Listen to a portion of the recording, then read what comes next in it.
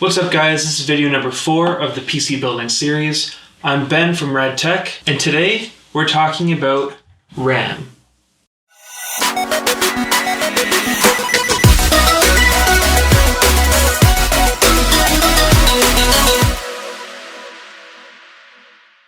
RAM for the most part is a pretty simple product to get. All you have to do is look at a few numbers, clip it in, and you're good to go. The most obvious number to look for is the amount of gigabytes that your RAM will hold. Typically, RAM is sold in pairs. Sometimes you can get them singles or in quadruples or in 8 tuples. And in those pairs, quadruples, etc., you'll always see an amount of gigabytes on the package. Typically, a normal gamer will usually aim for 16. That will allow most games to run smoothly and has a bunch of overhead for other multitasking going on at the same time. I play a bunch of games, I edit videos, and I do a whole lot of other things on my computer, so I like to have a lot of RAM. Video editing specifically holds a lot of RAM, so I like to have at least 64 gigs in my system. If you remember back in video 3, the motherboard video, I was talking about DDR numbers, specifically DDR3 and DDR4. Here I have a stick of DDR3, and here's a stick of DDR4. For the most part, where the RAM plugs into the motherboard looks fairly similar. But putting them side by side, you'll notice that there's a notch that's just a little bit off. This is so that you don't put old, incompatible RAM into newer motherboards. Once you've figured out how many gigabytes you want your RAM to be, the next thing to look for is the speed of your RAM. This will be shown in megahertz. One thing you should do before buying your RAM is to go to the manufacturer website of your CPU and find out the max speed that your CPU can work with. There's no point of spending extra money to get extra speed if your CPU can't even handle that extra speed. So here I have DDR4 3000 megahertz. 3000 works great for me. I never notice any lag in my system, so I've been happy with this kind. I also made sure that my CPU could handle this amount of speed. The last number that you want to look into is the timing.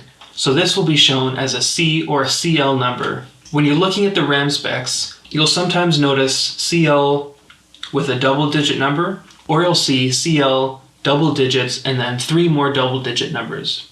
These are all different timings that your RAM will work with, but when you're buying your RAM, the biggest number to look for is the first one. So here I have CL 15, 15, 15, 35. The number that I noted most was the first one, which is 15.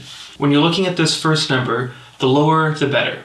Without going into too much detail, CL stands for cast latency, and it's basically the time it takes your RAM to do a certain task. The lower the number, the faster your RAM will be. So originally I bought this pair. These are both 16 gigabytes, so the pair totaled to 32 gigabytes. It worked well for a while, but I felt like I needed an upgrade. But for some reason I couldn't find this model with the exact same speed and timings that I needed, so I ended up getting two 16 gigabytes, another pair totaling 32 gigabytes, with all the same specs, 3000 megahertz and CL15. Even though they're different brands and models, as long as they have the same timings, they'll be able to work together well. I've been using the pair together for the past few months, and I've had no issues intermingling the two pairs. In a future video, I'll be showing you exactly how to build your PC, but for now, as an example, this RAM goes into these slots here. It doesn't go down here because they don't fit. These are called the RAM DIMMs. There's only one orientation that it can go because of this slot in the center. So if you try to put it in the wrong way, it won't fit. All you have to do is line up the bottom where the gold is with the slot in the DIMM, make sure it's the right orientation,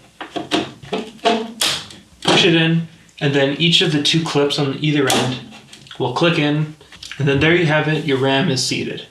Do that for your other RAM, and then you'll be good to go. One last thing to note is that there is RAM for sale for laptops called SODIMM. You don't want to get this if you're building a desktop, so stay clear of these. They're quite obvious to tell apart from normal RAM because of their size, so you don't need these. Thanks for watching. Next we'll be talking about GPUs, so be sure you're subscribed and you hit the bell so that you don't miss that video. Make sure to like this video, follow me on Instagram, and comment below how many gigabytes of RAM you have and why. Thanks for watching. Peace.